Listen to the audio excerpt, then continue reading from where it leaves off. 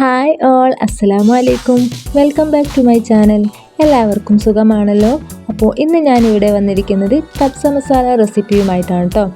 വീഡിയോയിലേക്ക് പോകുന്നതിന് മുമ്പായി ആരെങ്കിലും പുതിയതായി ഈ ചാനൽ കാണുന്നുണ്ടെങ്കിൽ ലൈക്കും സബ്സ്ക്രൈബും ചെയ്ത് സപ്പോർട്ട് ചെയ്യുക. കൂടാതെ തൊട്ടടുത്തുള്ള ബെല്ലൈക്കണും കൂടി ഒന്ന് പ്രസ് ചെയ്തേക്കണേ. എന്നാൽ നേരെ വീഡിയോയിലോട്ട് പോയാലോ.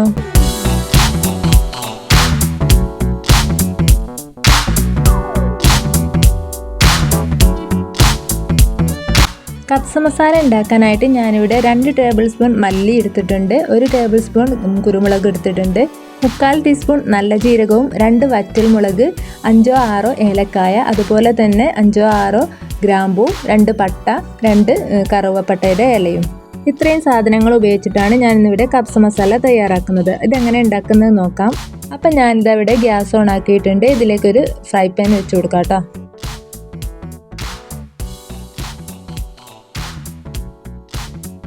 ഇനി ഇതൊന്ന് നല്ലപോലെ ചൂടായി വരട്ടെ. ഫ്രൈ പാൻ നല്ലപോലെ ചൂടായതിനു ശേഷം ഫ്ലെയിം കുറച്ച് വെക്കണേ. അപ്പോൾ പാനൊക്കെ ഇതാ നല്ലപോലെ ചൂടായി വന്നിട്ടുണ്ട്. ഇതിലേക്ക് നമുക്ക് മല്ലി ഇട്ട് കൊടുക്കാം.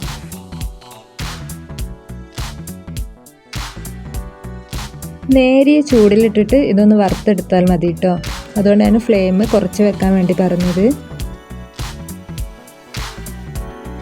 ഇനി ജസ്റ്റ് ഇതൊന്ന് ഇങ്ങനെ ഇളക്കി കൊടുക്കാം. ഇനി ഇതിൻ്റെ കൂടെ തന്നെ നമുക്ക് കുരുമുളകും കൂടെ ചേർത്ത് കൊടുക്കാം. ഇത് നല്ല കളറ് വരാനോ മൊരിച്ചിൽ വരാനോ വേണ്ടിയിട്ട് കാത്തു നിൽക്കരുത്. എല്ലാം പെട്ടെന്ന് തന്നെ ഇട്ട് കൊടുത്തിട്ട് വറുത്തെടുക്കാം.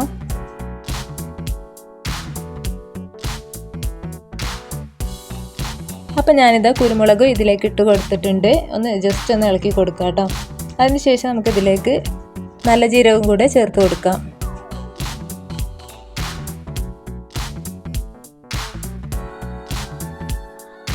നല്ല ജീരകം ചേർത്തതിന് ശേഷം ഒന്ന് ഇളക്കിയെടുക്കാം കേട്ടോ. ഈ ഹോം മെയ്ഡ് കബ്സ റെസിപ്പി എല്ലാവരും വീട്ടിലൊന്ന് ട്രൈ ചെയ്ത് നോക്കണം കേട്ടോ.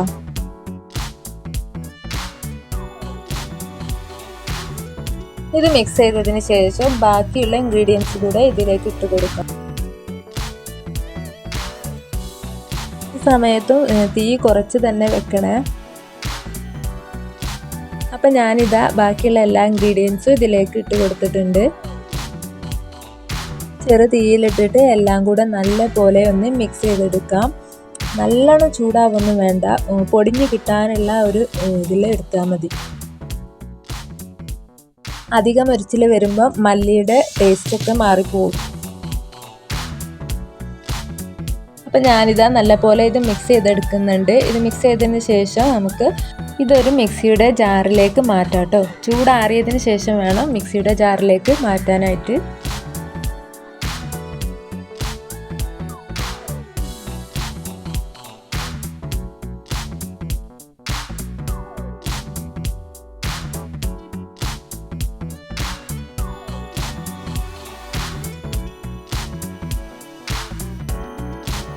മസാലകളൊക്കെ ഇതാ നല്ല പാകമായി വന്നിട്ടുണ്ട്. ഇനി ഇത് നമുക്ക് ഒരു പാത്രത്തിലേക്ക് മാറ്റാം.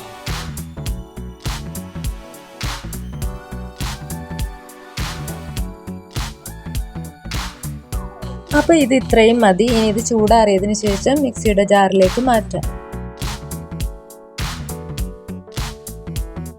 മസാലകളൊക്കെ നല്ലപോലെ ചൂടാറി വന്നിട്ടുണ്ട്. ഇനി ഇത് മിക്സിയുടെ ജാറിലേക്ക് ഇട്ട് കൊടുക്കാം.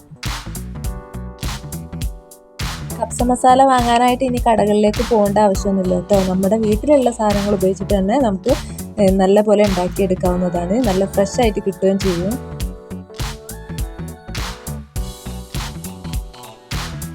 അപ്പോൾ എല്ലാ മസാലകളും ഞാനിതാ ഈ ജാറിലേക്ക് ഇട്ട് കൊടുത്തിട്ടുണ്ട്. ഇനി ഇതൊന്ന് അടിച്ചെടുത്തിട്ട് വരാം.